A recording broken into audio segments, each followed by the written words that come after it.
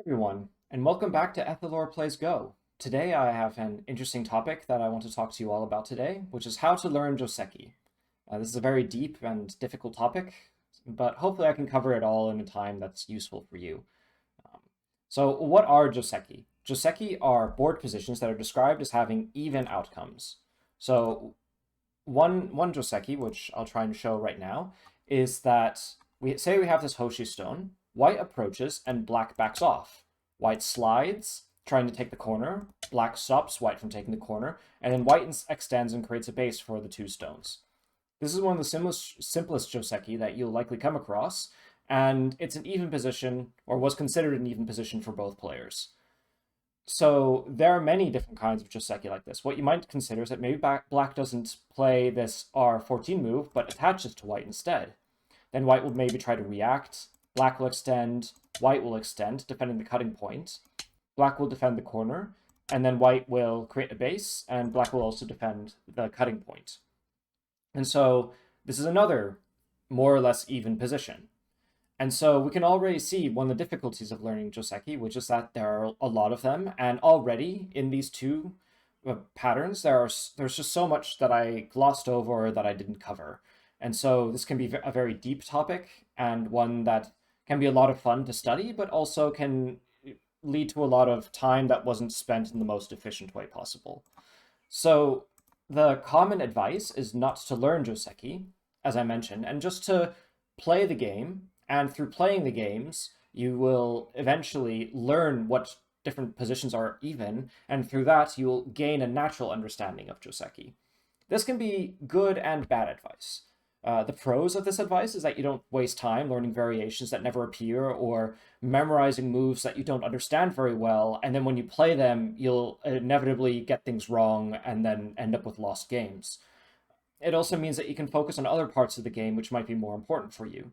Say that you are a player that is more passive, maybe you want to learn to have a more aggressive style of play, and that will come through having better reading and by playing more, basically. I think I'll have another video explaining that, but for now, let's just assume that's how you do it.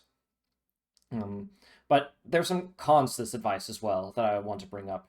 It can lead to playing a lot of very basic formations all the time, which can be a bit boring, but it can also mean that it can be difficult to get a lead at the start of the game, which can be a lot of fun, but it can also mean that you end up with more interesting positions that you are either more likely to handle well or that will generalize to other positions, and so you'll have a good head start.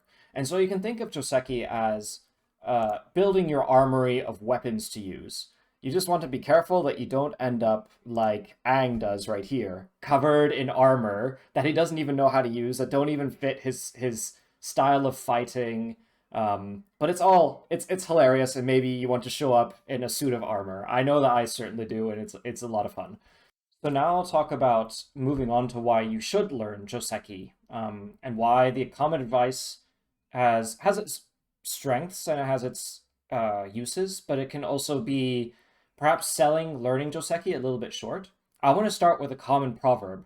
Learning Joseki loses 2 stones in strength. Studying Joseki gains 4 stones in strength.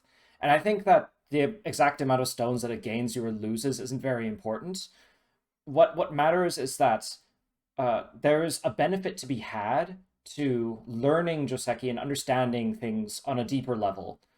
Um, as I mentioned, it can give you a good prior intuition for what things you should play in other positions, which can mean that you spend more time more efficiently during your game, and it can help you improve your judgment of positions. So you won't have to spend time thinking, oh, is this good for black or is this good for white? You will be able to better evaluate this, and not only will you find moves better, but you'll also be able to judge the ending results a little bit better as well, which can lead to better strategy overall.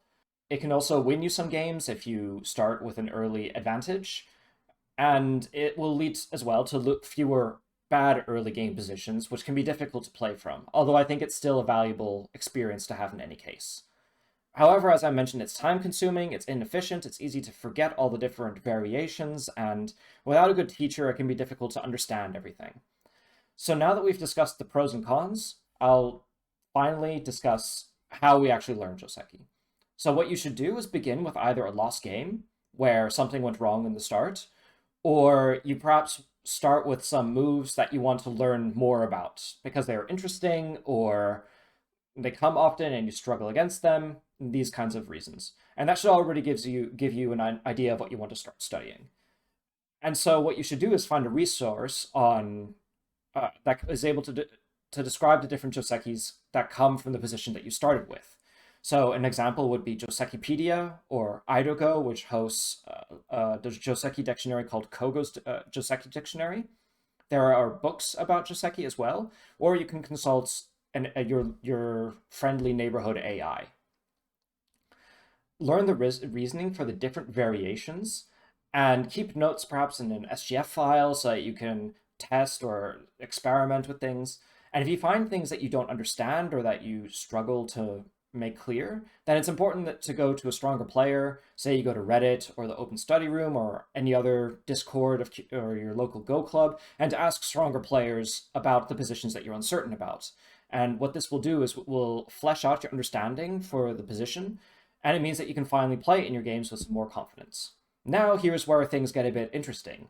You will make mistakes because you don't remember something, or you play some move and you don't fully understand it yet, or your opponent will play unexpected variations, and because you don't understand them, that can very quickly lead to some very, very messy fighting. And this is all a part of the process. It's very difficult to have a Joseki and to play it right away and to know everything about it. You need to have a lot of practice with that Joseki, and then it will eventually become your own. And so after you finish the game, you'll go back and review it, find things that you don't understand, consult AIs, consult stronger players, and then rinse and repeat. So learning Joseki is this iterative process where you start, you know some things, you try things out, you get things wrong, and you go over and over again. And that's basically all there is to it. So I wanted to demo quickly. Let's see if I can pull it up again. So what I wanted to do is I wanted to demo one Joseki that I was struggling with. If you're a newer player, then try not to be overwhelmed by this. This is perhaps a bit more of an advanced example, but I needed something that was sufficiently advanced to demonstrate why we'd want to spend time studying this instead of playing games repeatedly until you finally get it right. So we start very commonly. This attachment is now more common than the slide. This black will Hane, white will Hane, black will Atari and connect. There's a choice to play over here, but that's not what we're talking about right now. White will connect, and then black will descend here, and white will play come and take away one of black's liberties. So already there are some things where black might peep here. And now how do you handle this? The simplest way to handle this is just to connect, but it's not so great because then black can come to L3 and aim at A later. This group on the inside isn't necessarily weak because black still has a liberty shortage on these 3 stones here. So white's not necessarily weak, but this might make the position a little bit uncomfortable for some people. So one response that white can do is this covering. And so black's response is usually to play H2.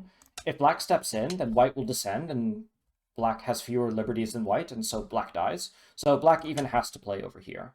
And white might extend, but this means that black will extend one more time. If white connects, then this shape here is okay for black. And if white extends, then the stones on the inside are easily dead, and white has some defects on the outside.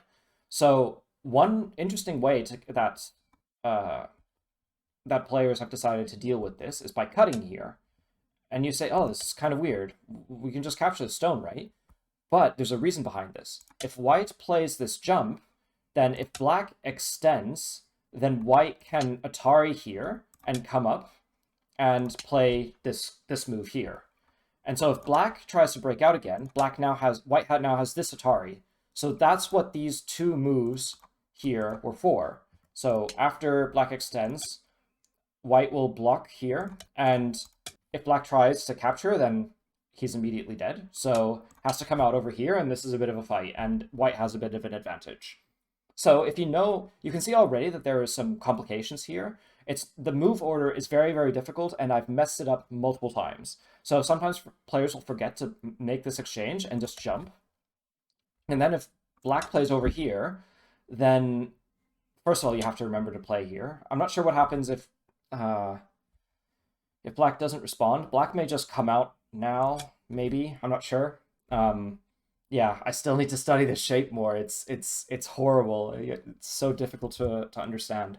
But at least I just wanted to demonstrate this is already the process. And so you see that I come up with things I'm uncertain about, and I'm going to have to go and talk to an AI or talk to a stronger player to understand it a bit better. But we can see that if we eventually clear all this up, then we can play these moves without having to worry about uh, what the right solutions are. We will just know them during the game. And through experience and through playing this position over and over again, we'll understand this a bit better. And then it means that we can play more efficiently. It means we can play moves like h3 instead of just connecting at f2, which is what the point is. So that already covers about everything that I wanted to discuss when it comes to Joseki. So there's one quick point that I want to make about old Joseki, where learning these are still worthwhile. Old reasoning is often necessary to understand in order to progress to newer understandings, but as well, you might prefer some of these older shapes. Sometimes they'll be simpler, easier to handle, easier to remember, and so, or that it just might play in a way that you find tasteful. And so it's okay to learn old Joseki. It's just that what makes them old is that the reasoning behind those moves have been superseded or are somehow no longer considered ideal. So Joseki is something that's kind of culturally flexible. As our understanding of the game advances and as our evaluations of different parts of the game change, different things move in and out of being Joseki. And so there are some old Joseki which are kind of bad, and so if you're a weaker player, you might still be able to get away with playing them. But the stronger you get, the more common a counter will be found by your opponent. And if you start getting into the Dan ranks or maybe into professional play, probably not if you're watching this video, but who knows, then you'll find that eventually you'll have to let go of those old Joseki and play newer variations because they are technically better to the best of our understanding. Although there's the joke that Sanronsei will always be viable even if professionals don't necessarily play it, and you still see it sometimes at pro play as well, because Go is such a open game with so many variations, and because the opening doesn't necessarily matter that much as long as you're playing something that's kind of consistent with a strategy of that your stones on the board kind of lay out for you. This can be a bit of a problem for players who are moving up the ranks, who are using books to learn Joseki. Often their knowledge will be a little bit outdated, and then it'll need to be updated as they get stronger. But anyway, that's just a point on old Joseki. Nothing too crazy, but just something to keep in mind. In conclusion, learning Joseki can be time consuming, but it can also be worth your time because it'll improve your intuition and evaluation of the game, and it can mean that you spend your time better in the later game because you don't have to waste it at the start of the game.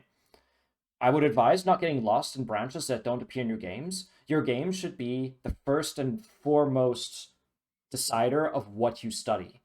And if it doesn't appear in your games, then it's not important to study. And only once you've made those mistakes will the learning really set in as well. That making mistakes and messing up the board is part of the learning process. Forgetting moves is part of the learning process. And a lot of people think that this is somehow a failure on their part or that this shouldn't happen. It's part of it, and this is what's going to happen if you study Joseki. Lastly, I want to mention that Joseki will only make you so strong because it's the start of the game. There are later parts of the game, such as reading or fighting, that can be augmented by learning Joseki, but eventually you'll have to learn the game for yourself by playing. And so don't get too lost in this. This isn't the most it's not the most important aspect of the game, but it can be a lot of fun to study. And since we're amateurs, fun is the point. And if that's what you want to do, then spend time doing it. That's basically everything that I wanted to cover today. Hopefully I didn't do it too haphazard. I'm trying my best to remove ums and ahs and to have a smoother delivery. It's taking a bit of practice, but anyway, if you enjoy this content, then like, comment, and subscribe, and ring the bell, that kind of thing, and I'll see you in the next video.